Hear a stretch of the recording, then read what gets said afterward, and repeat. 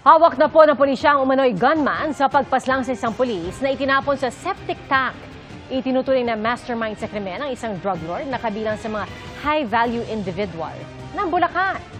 Nakatutok si Marisol Abdurama. So ngayon, may karapatan kang manahimik. Kung ano man ang iyong sasabihin, pwede magamit laban o pabor sa iyo. Sa Tagum, Davao del Norte, naaresto ang umunoy pumatay kay Police Staff Sergeant Renato Casaway Jr., ang pulis na dinispatcha sa loob ng isang septic tank. Ayon sa pulisya, nagbalak pa itong mag-abroad kung hindi natunton itong Miyerkules ng umaga sa tulong ng mag-asawang residente sa lugar. Bagaman naunang napaulat na asset siya ng pinatay na pulis, sinasabi ngayon ng pulisya ng Bulacan kung saan nangyari ang krimen na force multiplier talaga ng pulisya ang suspect at hindi asset. Na-recover na rin sa Malolos, Bulacan ang 9mm pistol ng suspect. January 24 nang mapaulat na nawawala ang nasabing pulis, pero January 31 na siya natagpuan sa isang septic tank sa Malolos, Bulacan. Hindi pa rin masabi ang motibo sa pagpatay sa kanya, pero sinisilip pa rin kung may kinalaman ito sa pagiging pulis niya. How is the victim related to the suspect, Vicky? Tinitignan namin naman kung bakit nga rin may ganung aspeto. Yung biktima went to that area kasi ngayon yung kanilang place of drug trade. So na-penetrate niya. In his affidavit, the same naman po rin yung flow ng resulta. Because it is all about the actions and the accomplishment of Staff Sergeant Casaway doon sa kanilang drug trade. Ayon sa Bulacan PNP, kabilang sa mga itinuturing na high-value individual at dati nang may mga kaso na may kinalaman sa droga ang sinasabing mastermind sa pagpatay sa pulis. Kabilang sa mga kaso ang isa noong 2019 at dalawa noong 2023. May isa pang suspect na sumuko sa mismong provincial director ng Bulacan at isa pang sumuko naman sa hepe ng Malolos Police. Kaya 7 na ang suspect na hawak ng mga otoridad. Lahat sila nagpositibo sa droga at sinampahan na ng mga kaukulang reklamo. 4 pa ang hinahanap. Para sa GMA Integrated News, Marisol Abduraman, nakatuto 24 oras. Nangibabaw po ang kabayanihan ng mga pulis na pasahero ng MV Trisha Kirsten 3 habang naghihintay ng tulong at nagpapalutang-lutang sa dagat. Ang kanilang kwento, tinutukan ni John Consulta.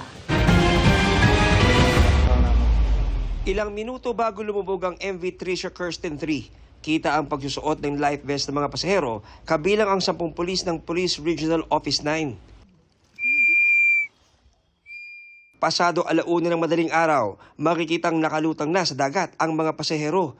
Maririnig ang paulit-ulit na pagpito para makatawag ng saklolo.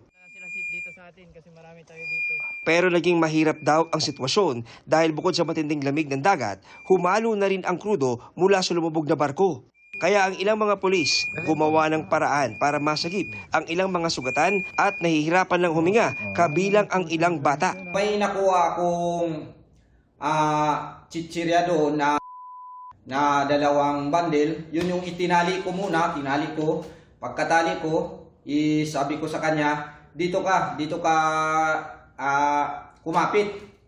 Hindi yan lulubog. Habang lumalangoy kami, may nakita kaming aparatus.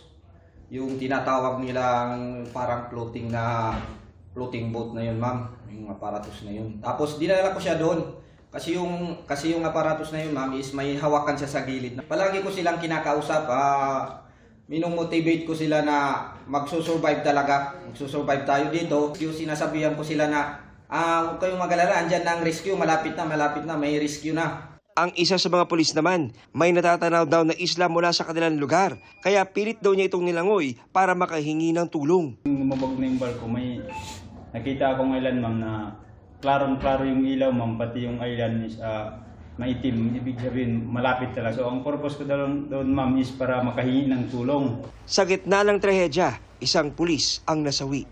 Proud po ako sa mga heroic deeds nila. Sa halip na iligtas ang kanilang mga sarili, mas pinili ng ating mga pulis na tumulong sa pagsagip sa humigit kumulang na 30 survivors.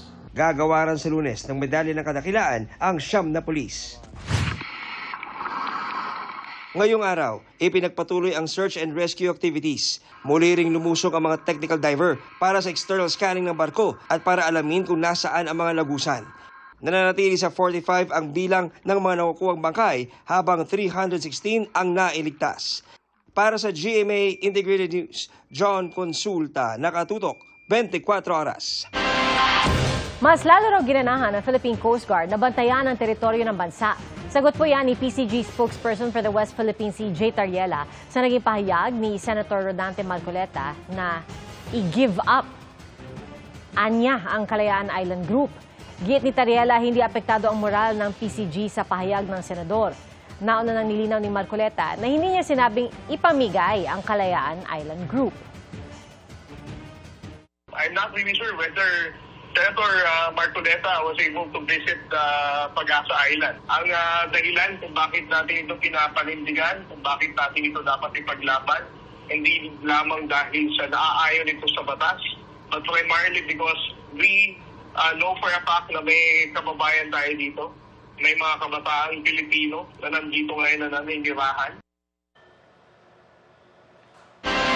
Nagsama-sama sa isang pulong sina Naga Mayor Leni Robredo at ilang mambabatas na bahagi ng oposisyon.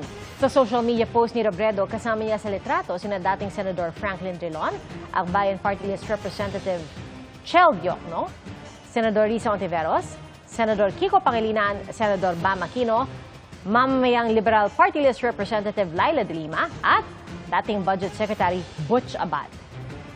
Sabi ni Robredo, mula 2022, ngayon lang daw ulit siya nagkaroon ng pagkakataon para sa isang lunch out. Kasama ang mga taong nakasama raw niya sa maraming laban.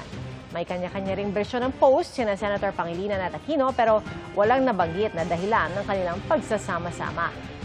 Ang mga kasama ni Robredo ay mga kaalyadong sumuporta sa kanya noong eleksyon 2022.